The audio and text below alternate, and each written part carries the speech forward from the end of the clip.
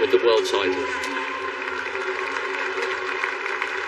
Well, Gail Devers is down in what we call the mixed zone. Gail, the cameras at the moment are focusing in on Kenny Harrison. And do you think, as a result of getting on the podium in Doha and pushing Camacho Quinn so close last year, do you think she's got over the worst of her nerves? Because there was a spell where she would run brilliantly in single one-off meets and then crumble a little bit under the pressure when the big occasions came along. I cannot hear. Well, I'll try that one more time, and if not, I'll bring Dan O'Brien next to me in the commentary box into the equation. Let's see if the gremlins have been eradicated. Gail Devers, I hope you can hear me. If you can, I'm just interested to get your thoughts on Kenny Harrison, a brilliant single event performer, but with that Olympic silver and the silver in Doha 3 years ago, do you think she's banished those nerves, and do you think she's in a position where she can now produce her best in the big finals? Oh, I definitely agree. I mean, you watched her in her semifinals, you watched her at nationals, and she's been doing an extremely great job of getting out and keeping those nerves at bay. When people come up on the side of her, she has learned how to stay what we call tunnel vision, stay in her zone, and just execute the race. I saw a couple of her practices with her coach Eldrick, and that's what they were focusing on. Skimming the hurdles, getting right off the hurdles, and keep moving throughout the finish line. Great stuff there from Gail Devers. I'm glad we managed to twiddle the buttons around so that she could hear me. And Dan O'Brien alongside me. You know, one of my abiding memories of Kendra Harrison, I was so impressed, having crashed out of the US trials in 2016. I was working at the Grand Prix in London, and she broke the world record. And it was an extraordinarily strange moment to think, we've got a newly crowned world record holder who is not about to get on the plane to Rio. But I thought that showed a real touch of class from her so soon after such a big disappointment. Well, a lot of times after that big disappointment, it takes the pressure off. And we've had a lot of great athletes come through college and think that they can go to the next level and be pro and just never lose a race. You know, but I'll tell you, in 1992, when I didn't make that team, it was like the weight of the world was lifted off my shoulders, and my next competition was my absolute best one. Well, let's see whether Kendra Harrison can produce the goods here. Danielle Williams goes in this one. She got a slow start in her heat and didn't come through to win it, which is why perhaps this semi-final is so loaded. And I mentioned Toby Amerson. She was the fastest qualifier, just off the podium in Doha, just off the podium in Tokyo, but she ran, there she is, but she ran 12:40 flat yesterday and looked absolutely brilliant. No Nigerian woman has won an individual gold. Maybe this is destined to be her night. But first, she has to make it into the final. The first of 3 semi-finals coming up. In each of the 3 semi-finals, plus the next 2.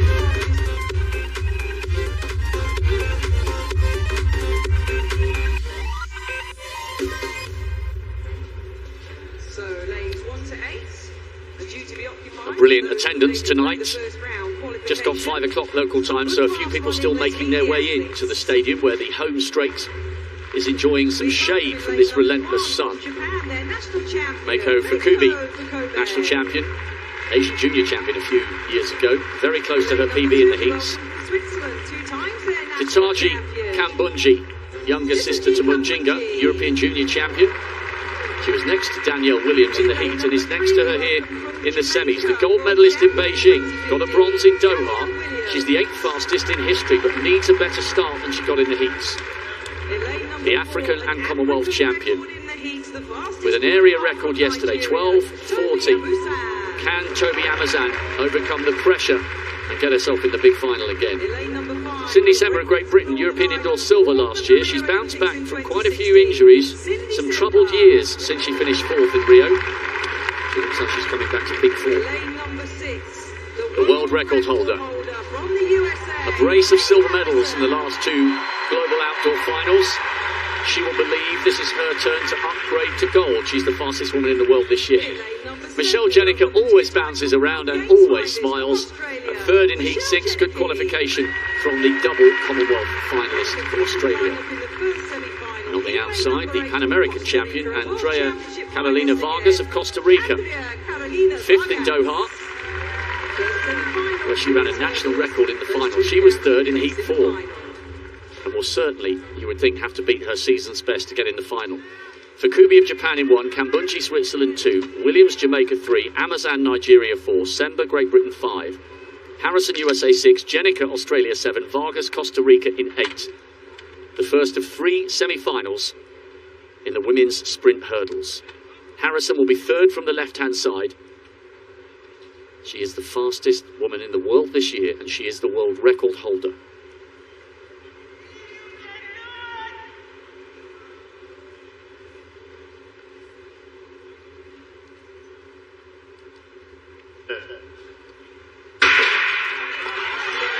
Kenny Harrison got a good start. It's pretty even at the moment. Now the American coming away, and so too Toby Amerson in the middle. And Danielle Williams for Jamaica running well. Amerson from Harrison, and Williams will have to wait and see. 12-12. That is astonishing. I can hardly believe what I've just seen. That is a massive, massive world record. She's looking at the clock to see if it was a mistake. But it wasn't. It's been confirmed. Kenny Harrison has run one of the fastest times in history, and she was over a tenth of a second behind. A massive, massive world record in the semi-final. Toby Amerson has just electrified the stadium. Half the people are still making their way into their seats. Some of them thought the clock had stopped early. It was an incredible run, but we didn't think it was that good. How on earth does she now focus on winning the gold medal after storming to a world record? Utterly astonishing from the Nigerian. Gail Devers, have you ever seen a race like that in the semi-finals?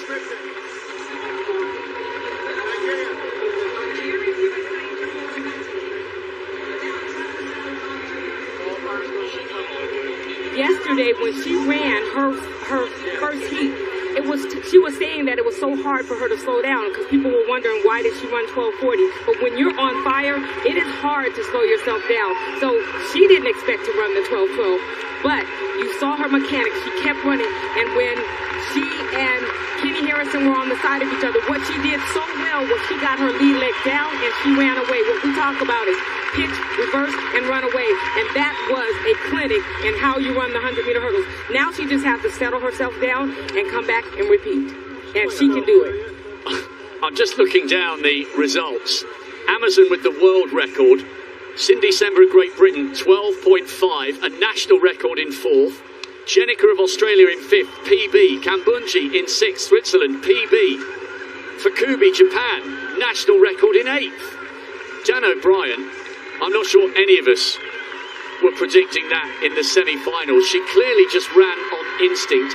And how difficult will it be for her to put that out of her mind and focus on winning the gold, something no Nigerian woman has ever done in the World Championship before? Well, I was keeping the focus on Kenny Harrison on the outside, but I noticed that Toby Amerson, she really was up and running so well in the middle of the race. Look at this posture. The head position is really great. Quick arm. She gets back down onto the ground, just stepping it out. And I thought, well, this should be a good run for Kenny. Kenny did a good job of not focusing to the lane in her left, but it's going to be difficult for her just to settle down. But she has time now to go underneath the stadium, relax, take those sweats off, and repeat the whole thing. But what's interesting is I want to know if the ladies underneath had a chance. Did Jasmine Camacho Quinn get a chance to see that race? Well, surely she would have been watching in the bowels of the stadium somewhere. Toby Amerson in the semi-final has smashed the world record. Kendra Harrison finishes second. She has, though, got a place in the final, and Williams and Sember with 12:41 and 12:50 must surely have a great chance of going through as the two non-automatic qualifiers.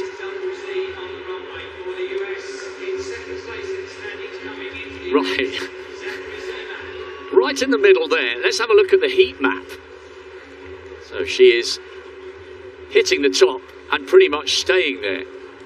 You're right, you know, Harrison ran well because the world record is utterly astonishing, but the ultimate goal in this event is to win the gold medal. So the job is not done yet for Amazan, who barely faltered and moved less than top speed.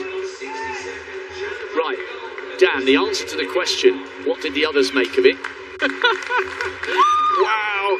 And we wondered if there was going to be another world record set here. Cindy McLaughlin, you know, was one of those. We were on world record watch with her, and then once she broke that record, we kind of thought, well, does anybody even have a chance to break a record? So this is definitely a surprise, but look at that reaction, and that says it all. Her competitors were watching. There's already people trying to get phones out and get audio clips from her, but surely the most important job for her now is to somehow get herself calm, minimal changes to the routine that took her to Commonwealth glory after the semi-final and took her to the African title. She's got to go through the process and indulge in the great memories of the world record after hopefully securing the gold. It's not finished, the job is only half done.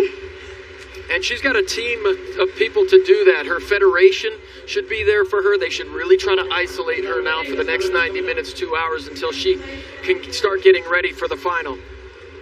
So it's just not her job to settle down, it's her federation's job to help her do that. Well, we've only been on air for a short amount of time and we've seen a world record and 2 national records. Follow that if you dare.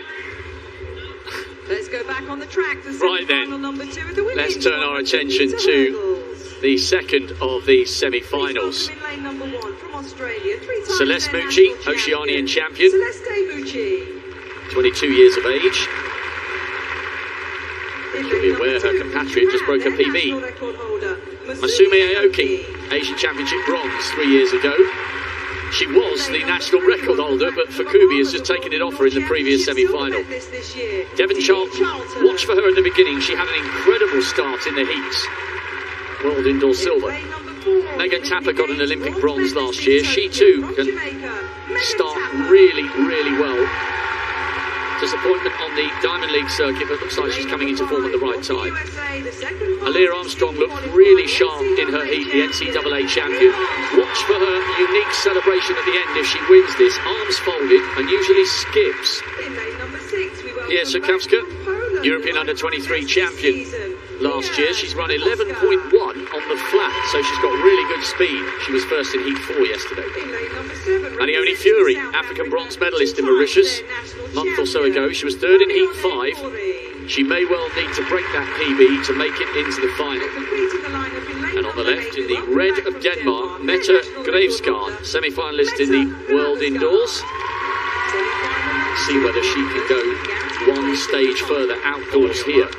So the non-automatic spots currently being held by Danielle Williams at 12:41 and Cindy Sember of Great Britain at 12:50. That was a national record. So, Mucci Australia in 1, Aoki Japan in 2, Charlton Bahamas 3, Tapper Jamaica 4, Armstrong USA 5, Sukowska Poland in 6, Fury South Africa 7, Grevskard Denmark in 8. Watch for the Bahamian, who'll be third from the right-hand side for a very quick start with Tapper and Armstrong and the pole to try and come through.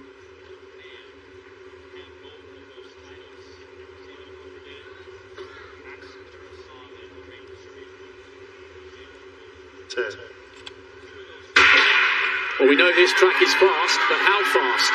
Excellent start by Armstrong. Charlton going well, and so too Tapper.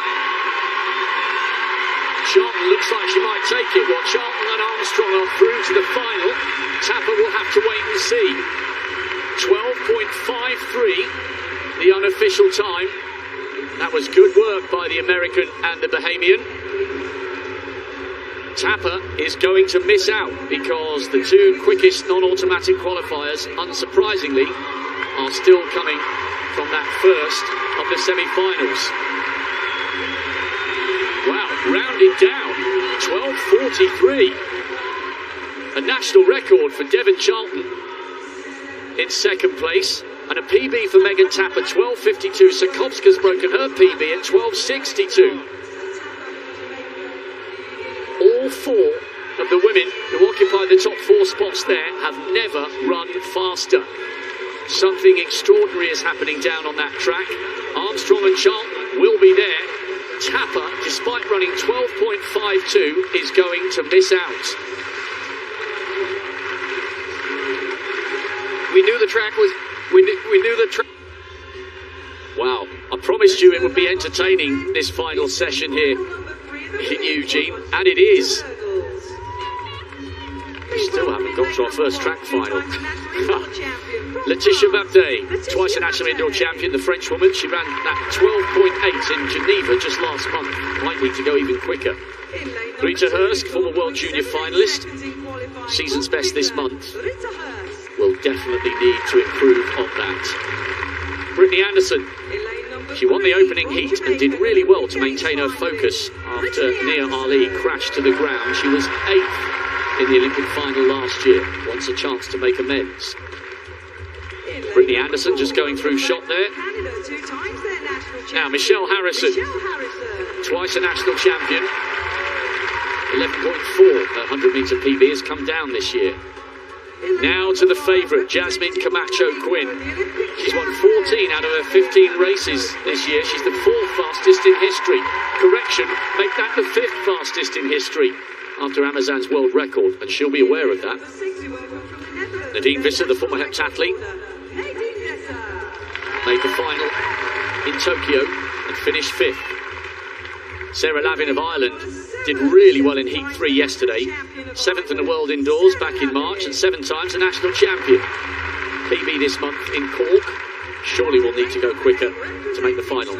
And Naomi Zaman of Switzerland, 28 years of age, a former World Junior silver and former European under-23 gold medalist.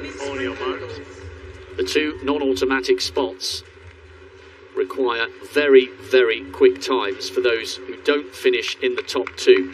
It's Danielle Williams at 12:41 and Cindy Sember at 12:50. Batt, Hursk, Anderson, Harrison, Camacho Quinn, the Olympic champion, Visser, Lavin, Zabarin. The last of the semi-finals in the women's sprint hurdles. Camacho Quinn bidding to become the first Puerto Rican world champion. First, she needs to get into the final. She's in 5.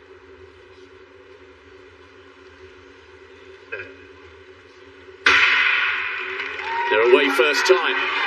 Camacho Quinn has a little bit of work to do. Anderson of Jamaica going well on the far side, and now Camacho Quinn coming into her running. Visser's going well in lane 6. Anderson and Camacho Quinn, 12.32, the unofficial time. What a final we now have in prospect.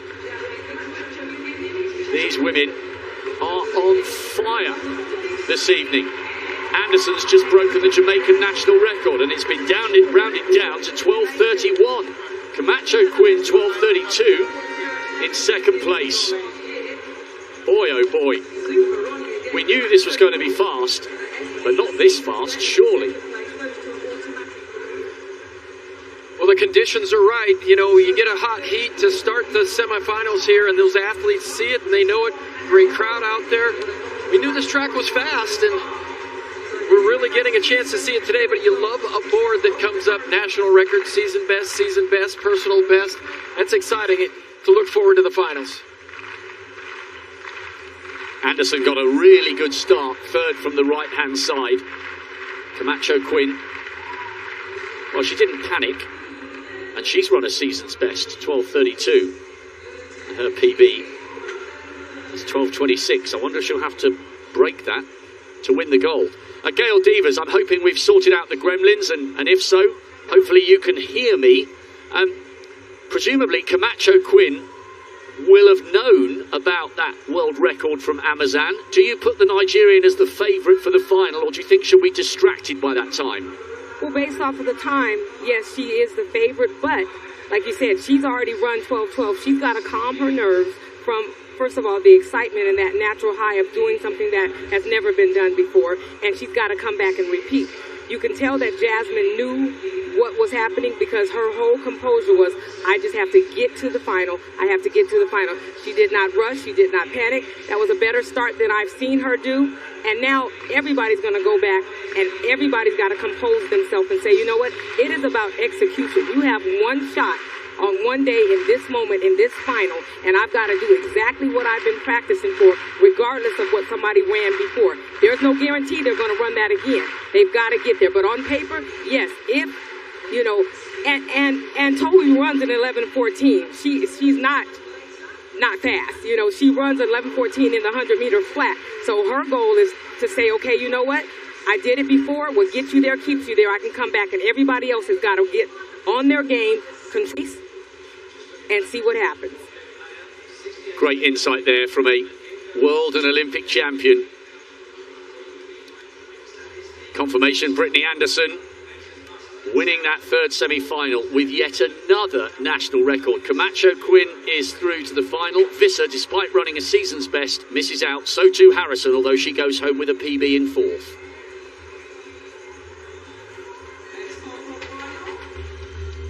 Well, Toby Amazan glimpsed